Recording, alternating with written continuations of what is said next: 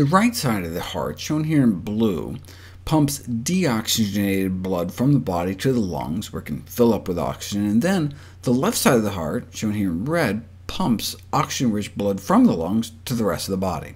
So blood travels from the body to the right side of the heart, to the lungs, to the left side of the heart, back to the body. But what if you're still in the womb? When you're a fetus, your lungs don't work because they're filled with fluid. So how does your heart bypass the lungs and spread the oxygen-rich blood coming in through the umbilical cord to the rest of your body? Before we're born, we have an extra blood vessel called the ductus arteriosus that directly connects the right side of the heart with the left side of the heart, bypassing the fluid-filled lungs, until you're born, and you take your first breath, and then this blood vessel closes. But in about 1 in 10,000 births, this blood vessel closes prematurely while the baby's still inside, necessitating an emergency C-section. Most cases, for which there's a known cause, thought to be related to taking anti-inflammatory drugs like aspirin or ibuprofen. This is because the way your body keeps its blood vessel open is with a class of inflammatory compounds called prostaglandins. If you take an anti-inflammatory drug, you can undermine your body's ability to keep it open, and it could constrict closed prematurely. That's why most authorities recommend that these NSAID anti-inflammatory drugs be avoided in the 3rd trimester. The likelihood anything bad is going to happen is extremely remote, but better safe than sorry.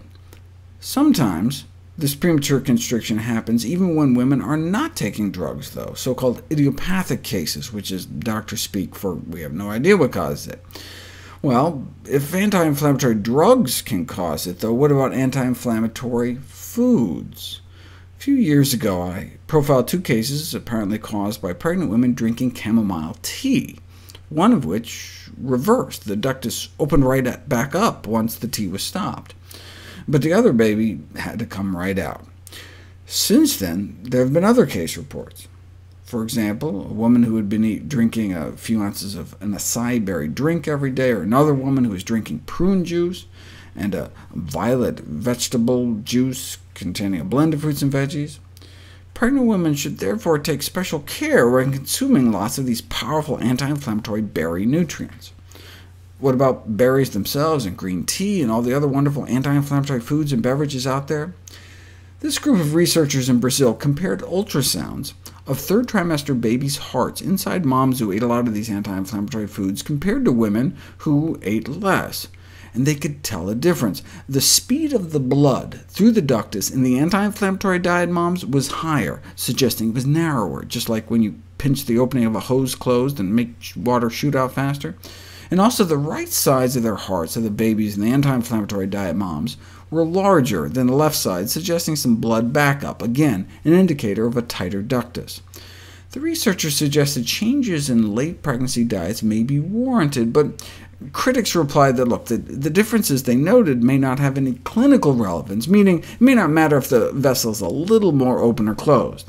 And look, we don't want to freak women out, as many of these anti-inflammatory foods may be beneficial, like cranberries, for example, which may be useful in preventing urinary tract infections, which can be a risk factor for premature birth. So cranberries are attractive public health and cost consideration standpoint, if it can prevent some of these preemies from being born too early. So, before cutting down on a healthy food like cranberries, we'd want some stronger evidence that they're potentially harmful. What about confounding factors? For example, maybe women who ate lots of anti-inflammatory foods had other characteristics that could affect fetal blood flow. What we would need is an interventional trial, where you take pregnant women, change their diets, and see what happens. But we didn't have such studies until now. And a few weeks during 3rd trimester, cutting back on anti-inflammatory foods like tea, coffee, dark chocolate, grapes, and citrus did indeed seem to open the ductus a little bit. Now, this was during normal pregnancies, and women whose fetuses had abnormally constricted vessels. A few weeks of removing polyphenol-rich foods reversed the ductal constriction in 96% of cases. Now, importantly, they didn't follow these babies after birth to see if it made any difference. That complete closure only happens in 1 in 10,000 births. We're not sure what effects just kind of relative levels of constriction may have, so it's too early to be instituting a ban on dark chocolate for pregnant women. At this stage, we're left with just kind of a note of caution. So during the rest of life, I recommend piling on these healthy foods like berries and cocoa powder, but from about 28 weeks until birth, pregnant women may want to cut back until we know more.